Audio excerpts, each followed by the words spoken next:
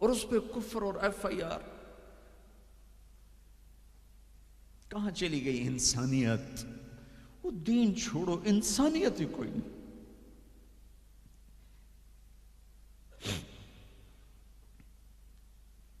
کیا کیا تھا میرے نبی نے؟ 18 برس قتل کے منصوبے بنانے والے مکہ والے انتظار کر رہے ہیں کہ اے ہنے قتل ہوئے، اے ہنے قتل ہوئے، اے ہنے تلوار آئی، اے ہنے تلوار آئی. میرے نبی نے فرمایا جاؤ معاف کر دیا.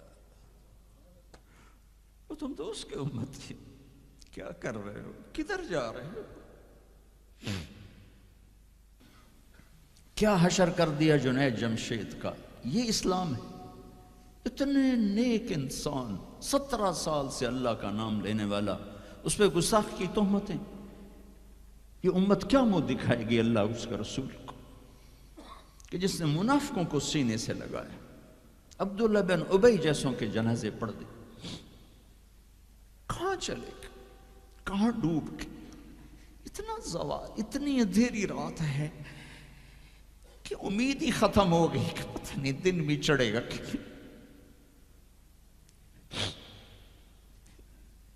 دین کے نام لینے والے جب دین کو ذبح کرنے پہ آ جائیں، ممبر پہ بیٹھنے والے جب نفرتوں کی آگ بھڑکانے لائے، کس سے غلطی نہیں ہوتی؟ ایک پاک انبیاء کی ذات ہے جن کی زبان پہ اللہ بولتا. باقی طارق جمیلہ روزانہ مجھے 40 سال ہو گئے بیان کرتے ہوئے، میں خطا نہیں کروں گا تو اور کیا کروں گا؟ مجھ سے پوچھو تو صحیح، میں غلطی سے کہہ گئے ہو، جان بوجھ کے کہہ گئے ہو سکتا میں نے غلطی سے کہہ دیا. اللہ نے توبہ رکھی ہے، کفر کی توبہ. یہ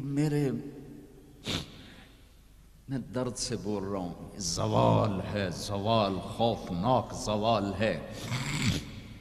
جب ممبر پہ بیٹھنے والے دین سے اتنے دور چلے گئے، عوام کا کیا؟ طلحہ نے نبوت کا دعویٰ کیا اور لڑائی کی صحابہ سے. عکاشہ بن محسن جیسے بدری صحابی کو شہید کیا، اتنے بڑے مقام کے صحابی کو شہید کیا. اور حضرت عمر کے زمانے میں توبہ کرنے آیا، آپ نے گلے لگا لیا، کہا توبہ تو سب کفر کے، نبوت کے دعوے. میرا اللہ کہتا میں تو ہر بیان میں کہہ رہا ہوں کہ دھرتی گناہوں سے بھر کے ایک دفعہ کہو یا اللہ میری توبہ، تو اللہ کہتا جاؤ سب معاف کیا. یہ میں زوال بتاؤ. آج امت کتنی پستی میں چلی گئی ہے، کس قدر فرقہ واریت نے ایک اجتہا کی شکل اختیار کر لی ہے کہ ایک دوسرے کو سلام کرنے سے کہ کافر کافر کافر، کتے خنزیر. میرا نبی ایسے بولتا تھا.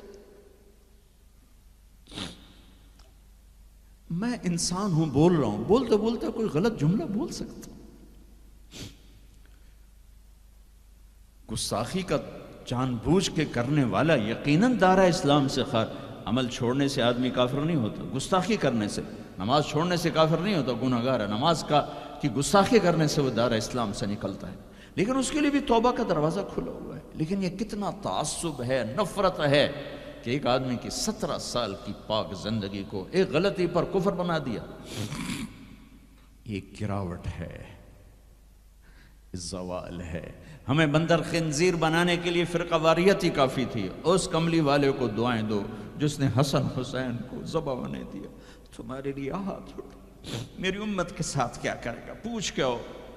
اور وہاں سے جواب آتا ہے ساتھ دوں گا، یعنی یہ نہیں کروں گا جو پشتوں کونو قردۃ خاسئین، ہو جاؤ بندر خنزیر. یہ نہیں کروں گا. ہو جاتا یہ جو کفر از کعبہ برخیزد کجا ماند مسلمانی. بھائیو، میرے نبی نے بڑے دکھ دیکھے ہیں اس امت کے لیے. اسے مت توڑو، مسلمان بن کے رہو، فرقوں میں مت بٹو. اس امت میں صحابہ کے دور سے اختلاف ہے. میرے نبی نے دعا مانگی تھی اللہ ان میں اختلاف نہ ہو. اللہ نے کہا میرے محبوب اختلاف ہوگا. اس کا مطلب ہے اس کے باوجود ہمیں محبت کا حکم ہے. میرے نبی نے فرمایا اسلام کا سب سے عظیم عمل کیا ہے؟ صحابہ نے کہا نماز. آپ نے کہا نہیں. انہوں نے کہا جی جہاد. آپ نے کہا نہیں. روزہ نہیں، حج نہیں، صدقہ نہیں. اچھا تو کیا ہے؟ آپ نے کہا محبت. اسلام کا سب سے عظیم عمل محبت ہے. جو امت کو توڑنے والی بات کرتا ہے وہ میرے نبی کے سینے میں سب سے گہرا خنجر اتارتا ہے. جو امت کو فرقوں میں بانٹتا ہے، تمہارے اندر یہاں یہ جراثیم ہیں چونکہ تم وہیں سے آئے ہو، میں تمہارے سامنے ہاتھ جوڑتا ہوں، اللہ رسول کا واسطہ دیتا ہوں، مسلمان بن کے رہو. یہ تو جاؤ پاکستان میں دیکھو کتنے سہاگ اجڑ گئے، کتنی مائیں نوحے ان کے سنے نہیں جاتے، یتیم بچوں کے سر پہ ہاتھ رکھنے والا کوئی نہیں ہے. اس فرقہ وریت کی آگ میں جل گئے. میں آج کو نہیں روتا ہوں، میں بغداد کو روتا ہوں کہ بغداد میں یہی کچھ ہو رہا تھا. علماء آپس میں دست و گریباں، عوام دست و گریباں، سمجھانے والے روئے بس کرو بس کرو، کوئی اور بڑی آفت نہ آ جائے. نہیں سمجھے تو اللہ نے مٹا دیا. اسپین میں گیا 2-3 دفعہ، میں رویا ہوں. حکومت کے جانے پر نہیں رویا، میں اس پہ رویا ہوں کہ جس وجہ سے اسپین کا مسلمان تباہ ہوا، اس کا ہر سبب پاکستان میں موجود اور نہیں سمجھ رہے. ممبر پہ بیٹھنے والے سے کیسے خطا نہیں ہو سکتی؟ کوئی لکھا ہوا جس کو وہ پڑھ رہا ہے، لکھے ہوئے میں بھی غلطی ہو جاتی، نقل کرنے میں غلطی ہو جاتی. پاکیزہ زبانیں ہیں جن پر اللہ بولتا ہے، وہ خطا سے پاک. میرے بھائیو، زبان کی غلطی کو کفر و اسلام، اختلاف رائے کو کفر و اسلام، اختلاف عمل کو کفر و اسلام. کیا جواب دو گے آپ؟ مسجد میں بیٹھے ہوئے، چہرے کا رنگ پیلا پڑا ہوا ہے. ایک صحابی آتے ہیں، کعب بن عجرہ، یا رسول اللہ ما لی اراک متغیر اللون، آج آپ کو کیا ہوا ہے؟ آپ کا رنگ بڑا پیلا ہے. آپ نے پیٹ پر انگلی رکھی. کعب ما دخل جوفی ما يدخل جوف ذات کبد منذ 3. کعب آج 3 دن گزر چکے ہیں، میرے پیٹ میں ایک لقمہ داخل نہیں.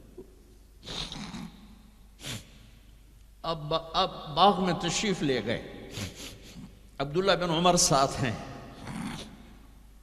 کھجوریں گری پڑی، خراب کھجوریں، اٹھا کے صاف کر کے مٹی جھاڑ کے صاف کر کے کھانے لگے. اور عبداللہ بن عمر سے کہنے لگے تو نہیں کھاتا؟ کہا جی مجھے بھوک نہیں. آپ نے کہا مجھے بھوک ہے، آج 4تھا دن ہے میں نے کچھ نہیں کھایا، 4تھا دن ہے میں نے کچھ نہیں کھایا. یہ وہ ہستیاں ہیں جن کے لیے جنت کے دسترخوان زمین پہ آ سکتے ہیں، فرشتے ہاتھ دھلانے کے لیے کھڑے ہو سکتے ہیں، سونے چاندی کے محل کھڑے کیے جا سکتے ہیں. جس کو اپنے جگر کا ٹکڑا کہا فاطمہ، جس کو جنت کی عورتوں کی سردار کہا، جن کا آسمان پہ فیصلہ کیا پھر زمین پہ ظاہر ہوا. آپ نے ممبر پہ کھڑے ہو کے فرمایا لوگو، جبریل میرے پاس اللہ کا پیغام لائے ہیں کہ میں اپنی بیٹی فاطمہ کو علی کے ہاتھ میں دے دوں. ان کے گھر تشریف لے گئے، وہ بیمار تھی. اب بیٹی میں اندر آ جاؤں؟ میرے ساتھ ایک عرب سردار بے عمران، عرض کہ یا رسول اللہ میرے گھر میں تو کوئی بڑی چادر نہیں جس سے میں کوئی پردہ کر لوں. اسی طرح چادر ممبر تے بھی بچھائی ہوئی. تو آپ نے اپنی چادر اندر کی، کہا بیٹا یہ لے لو میری چادر. باپ کی چادر سے اپنے جسم کو لپیٹا. آپ اندر آئے، پوچھا بیٹی سونا بیمار ہو کیا؟ تو باپ کو دیکھ کے رونے لگی. کہ یا رسول اللہ بھوک تو پہلے ہی تھی، اب بیماری بھی آ گئی ہے، 2 امتحان آ گئے. طائف کے پتھر کھا کے مسکرانے والا، احد پہاڑ میں دان توڑوا کے ثابت قدم کھڑا ہونے والا، بیٹی کے آنسوں نے موم کر دی اور آپ کی آنکھوں سے بے ساختہ آنسو آئے اور آپ نے ایسے گلے لگایا اور آپ بھی رونے لگے. اور کہا بیٹی والذی بعث اباک بالحق اس ذات کی قسم جس سے قبضے میں تیرے باپ کی جان ہے، اور اس ذات کی قسم جس نے تیرے باپ کو نبی برحق بنا کے بھیجا ہے، آج تیسرا دن ہے تیرے باپ نے کچھ نہیں کھایا۔ پھر فرمایا میرے رب نے مجھے کہا ہے میرے محبوب یہ احد پہاڑ سونا چاندی بنا دوں، آپ کے قدموں پہ قربان کر دوں؟ تو میں نے کہا نہیں، مجھے نہیں چاہیے، مجھے نہیں چاہیے، مجھے نہیں چاہیے۔ میرے بھائیوں، میرے نبی نے اس امت کے لیے اپنا سب کچھ لٹایا ہے، اپنے گھر کو لٹا دیا، قربان کر دیا۔ آخری تھے، آپ کے بعد کوئی آنے والا نہیں تھا، ہر شے مکمل کر کے دی۔ لا نبی بعدی ولا امت بعدکم، میں جا رہا ہوں، میرے بعد کوئی نبی نہیں آئے گا، تمہارے بعد کوئی امت نہیں آئے گی۔ فَلْيُبَلِّغِ الشَّاهِدُ الْغَائِبُ، میرا یہ دین آگے پہنچانا تمہارے ذمہ ہے۔ بھائیو، آپ سب بھائیوں کی خدمت میں گزارش ہے، اپنی منزل اللہ کو بناؤ اور رہبر محمد مصطفیٰ صلی اللہ علیہ وسلم کو بناؤ، جو آپ کو اللہ سے ملا دیں گے، اللہ سے جوڑ دیں گے۔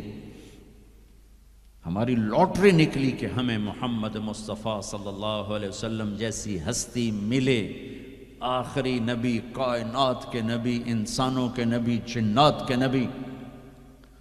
آپ تو گوہ کا لفظ شاید بھول گئے ہوں۔ گوہ ایک بڑا جانور ہوتا ہے، اتنا بڑا، جسے عرب جاہلیت میں کھاتے تھے۔ ہمارے ہاں چمار اب بھی کھاتے ہیں، جو خیموں میں خانہ بدوش بہت بڑا ہوتا ہے، چھپکلی نما۔ ایک بدو شکار کر کے گزر رہا تھا، آپ کی محفل سے گزرا، کون ہے یہ؟ کہا یہ وہ نبی ہے۔ آیا، گوہ شکار زدہ مری ہوئی، اس کی دم سے پکڑ کے یوں پھینکا، کہنے لگا محمد یہ گوہ اگر کہہ دے تو نبی ہے تو مانتا ہوں، ورنہ نہیں مانتا۔ اور بڑے اطمینان سے کھڑا ہو گیا کہ مویا تو بندہ نہیں بولیں، جانور کی بولنا ہے۔ اور وہ ایسے مری پڑی ہے، تو آپ نے کہا یا ضب، یا ضب، اے گو۔ اس نے آنکھیں کھولی، ہوں سر اٹھایا، لبیک و سعدیک، میں حاضر، میرے بھاگ جاگ اٹھے، مجھے آخری نبی نے بلایا۔ یا زین من وافا یوم القیامہ، اے قیامت کے دن کو خوبصورت بنانے والے، ارشاد فرمائیے میں حاضر ہوں۔ آپ نے فرمایا من تعبد، کس کو یاد کرتی ہو، کس کی عبادت کرتی ہو؟ کمن فی السماء عرشہ وفی الارض سلطانہ وفی البحر سبیلہ وفی الجنت رحمتہ وفی النار عقابہ، میں اس کو یاد کرتی ہوں جس کا عرش آسمانوں میں، حکومت زمینوں میں، راستے سمندر میں، رحمت جنت میں، عذاب جہنم میں۔ او بدو دی تے چوکڑی گئی۔ آپ نے کہا من انا، من انا، میں کون؟ من انا، میں کون؟ تو گوہ نے کہا انت رسول رب العالمین، آپ رب العالمین کے رسول ہیں۔ اگلی بات اس سے بھی خوبصورت، وخاتم النبیین، آپ آخری رسول ہیں، آپ کے بعد کوئی نہیں۔ قد افلح من صدقک وقد خاب من کذبک، جو آپ کے پیچھے چلے گا کامیاب، جو آپ کو چھوڑ جائے گا ناکام۔ میں اس گوہ کا، اس بول کا واسطہ دیتا ہوں کہ وہ اتنا ایمان رکھتی ہے کہ بریڈ فورڈ والوں کو پیغام پہنچ جائے 14 صدی کے بعد کہ نبی کے دامن کو تھامو گے تو اللہ بھی ملے گا، دنیا بھی ملے گی۔ اگر یہ دامن چھوٹ گیا، نہ یہ جہان ہے نہ وہ جہان ہے۔ ان کی زندگی ان سورج سے زیادہ چمک، سورج تو ڈوبتا ہے، چاند تو گھٹتا اور بڑھتا ہے، سورج میں آگ ہے، چاند میں داغ ہے، میرا نبی بے آگ ہے، بے داغ ہے، وہ غروب نہیں ہوتا، ہمیشہ طلوع ہونے کے لیے میرے نبی کی نبوت، ہستی، حیثیت کو وجود ملا ہے۔ کسی نبی کی سیرت ہمارے پاس موجود نہیں ہے، واحد نبی ہیں جو پیدائش سے لے کر دنیا سے جانے تک ایک ایک ادا موجود ہے۔ ہستی تو ہستی ہیں، ارے میرے نبی کی بکریوں کے نام موجود، عجوہ، سقیہ، زمزم، برکہ، ورثہ، اطلال، اطراف، قمراء، غیثاء، یہ 9 بکریاں تھیں میرے نبی کی جن کے میں نے آپ کو نام گن کے سنائے ہیں۔ اور ایک بکرا تھا، اس کا نام تھا یمن، اور اس میں ایک بکری قمرا آپ کی زندگی میں مر گئی. میرے نبی نے تو میرے اللہ نے تو اپنے حبیب کی بکریوں کو بھی ہم تک پہنچایا ہے. زندگی تو زندگی ہے. دو گدھے تھے عفیر یافور، 2 خچر تھے دد الفضہ، 4 اونٹنیاں تھیں ازبا جدعا شہبا قصوا، 2 اونٹ تھے اسکر اور ثعلب، چند گھوڑے تھے. یہ کم زیادہ ہوتے رہتے تھے. سب کے نام سنا دیے: لحیف، لیزاز، طراز، سجل، سقب، سبحہ، ورد، مرتجز، مرتجل، یعصوب. یہ میرے نبی کے گھوڑوں کے نام ہیں. ورد کہتے ہیں گلاب کا پھول. اس کو گلاب کا پھول کا نام کیوں ملا؟ کہ بہت حسین گھوڑا تھا. میرے نبی نے اعلیٰ سواری پہ چڑھ کے تمہارے لیے راستہ دے دیا. میرے نبی نے درمیانی سواری پہ چڑھ کے اچھی سواری پہ چڑھ کے تمہارے لیے راستہ بنا دیا کہ اعلیٰ سواری رکھنا چاہو حلال پیسے سے جائز ہے، یعصوب اور ورد. اچھی سواری پہ چڑھنا چاہو حلال پیسے سے جائز ہے، اونٹ. درمیانی سواری پہ چڑھنا چاہو حلال پیسے سے طریقہ موجود ہے، خچر. تھکی ہوئی سواری پہ چڑھنا چاہو تو بھی طریقہ موجود ہے، گدھا. اور غریب ہو تو پیدل بھی میرے نبی چلے ہیں. زندگی کی ہر ادا کو اللہ نے تم تک پہنچایا ہے حجت کو تمام کرنے کے لیے. کوئی نبی نہیں جن کی ایسی زندگی کی ہر ادا محفوظ ہو. کسی نبی کا نسب پیڑھی آدم علیہ السلام تک نہیں جاتی. واحد نبی ہیں جن کا نسب پیڑھی آدم علیہ السلام تک جاتا ہے، محمد بن عبداللہ بن عبد المطلب بن ہاشم بن عبد مناف بن قصی بن کلاب بن مرہ بن کعب بن لبی بن غالب بن فہر بن مالک بن نضر بن کنانہ بن خزیمہ بن مدرک بن الیاس بن مدر بن نزار بن معد بن عدنان بن اود بن حمیسہ بن سلامان بن عوز بن بوز بن قموال بن عبی بن عوام بن ناشد بن حزا بن بلداس بن یدلاف بن طابخ بن جاہم بن ناحش بن ماخی بن عیفی بن عبقر بن عبید بن الدعاء بن حمدان بن سنبر بن یثربی بن یحزن بن یلحن بن ارعوہ بن عیدی بن زیشان بن عیسر بن اقنات بن ایہام بن مقصر بن ناحد بن زار بن سمی بن مزی بن عوض بن عرام بن قیدار بن اسماعیل بن ابراہیم بن آذر بن ناحور بن سروج بن رعو بن فائج بن عابر بن ارفقشاد بن سام بن نوح بن لامک بن متوشعلہ بن ادریس بن یرد بن ملہائیل بن قینان بن آنوش بن شیس وبن آدم علیہ السلام. یہ میرا حبیب ہے. اب ایک گلہ کروں کہ 40 سال ہو گئے اللہ کے نبی کی زندگی بیان کرتے ہوئے، کبھی کسی کو دکھ دینے والا بولنے کی کوشش نہیں کی. یہ تبلیغ کا ہمیں سبق ملا، یہ ہم نے استادوں سے سیکھا. میں نے 8 سال پڑھا، میرے استادوں نے کبھی کسی مسلمان فرقے کے خلاف مجھے ایک لفظ نہیں پڑھایا. محبت سکھائی. اب ہمیں ہی گستاخ رسول کا ٹائٹل دیا جا رہا ہے اور ہمیں ہی منکر رسول کہا جا رہا ہے. تم سے 1 پینی کا سوال نہیں ہے، 1 پینی کا سوال. اپنے پیسے خرچ کر کے ٹکٹ پر، کسی انگلینڈ والے نے مجھے ٹکٹ نہیں بھیجا، میں اپنے ٹکٹ پر آیا، پہلے بھی آیا اور کئی سال سے آ رہا ہوں. ذرا آپ کو اللہ رسول کی تعریف کر کے امت پنے کا سبق دے کے جاتا ہوں. وہ تبلیغ والوں کیوں کہتے ہیں کہ یہ کافر بھی ہیں گستاخ رسول بھی؟ کیا ظلم کرتے ہو. کسی کو کافر کہنا اتنا آسان، ٹھیکہ لے لی. کسی اور کو جنت میں جانے دو یار. کون ظالم ہے جو نبی کا گستاخ بن سکتا ہے؟ اختلاف رائے ہے مسائل میں. کون ظالم ہے جو پاک بیویوں کا، ازواج مطہرات کا، صحابہ کا گستاخ بن سکتا ہے؟ لیکن اس قدر تعصب کی پٹی آنکھوں پر. میں نہیں آنکھ بھڑکا سکتا، کتنے دنیا میرے بیان سنتی، میں نہیں بھڑکا سکتا آنکھ. میں تو ہاتھ جوڑتا ہوں، بھائی امت بن کے رہو، مسلمان بن کے رہو، جو تمہارا عقیدہ ہے اس پہ قائم رہو. اوروں کو کیوں اتنا دور کرتے ہو؟ اپنے نبی کی زندگی پڑھ لو کہ انہوں نے منافقوں کو ساری زندگی اپنے سے دور نہیں کیا. چلو کچھ منافق تو چھپے ہوئے تھے جن کا کسی کو نہیں پتا تھا سوائے اللہ کے نبی کے، لیکن عبداللہ بن ابی کا تو سب کو پتا تھا کہ یہ منافق ہے۔ میرے نبی پانی پی رہے تھے، ان کے بیٹے عبداللہ بن ابی کا بیٹا عبداللہ پکے صحابی، یا رسول اللہ تھوڑا پانی تو بچا دیں۔ آپ نے کہا کیا کر رہے ہیں؟ کہا اپنے باپ کو پلاتا ہوں شاید ایمان اندر آ جائے۔ تو آپ نے بچا ہوا پانی دے دیا، کہا ابا پانی پی لو۔ کیا ہے؟ کہ میرے نبی کا جھوٹا پانی ہے، پی لو۔ کہا کوئی پیشاب لیا وہ پی لوں گا، یہ نہیں پیتا۔ انہوں نے واپس آ کر کہا یا رسول اللہ میں بیٹا ہوں، اب مجھے اجازت ہے میں اس کی گردن اڑاتا ہوں منافق کی۔ آپ نے کہا نہیں عبداللہ تیرا باپ ہے تو خدمت کر، میں نہیں چاہتا لوگ کہیں محمد اپنے ساتھیوں کو قتل کراتا ہے۔ میرے نبی تو منافقوں پہ مہربان، امت پر کفر کے فتوے، واجب القتل کے فتوے، کہ تمہیں موت نہیں آئے گی، تم نے اللہ کے سامنے کھڑے ہو کے جواب نہیں دیا۔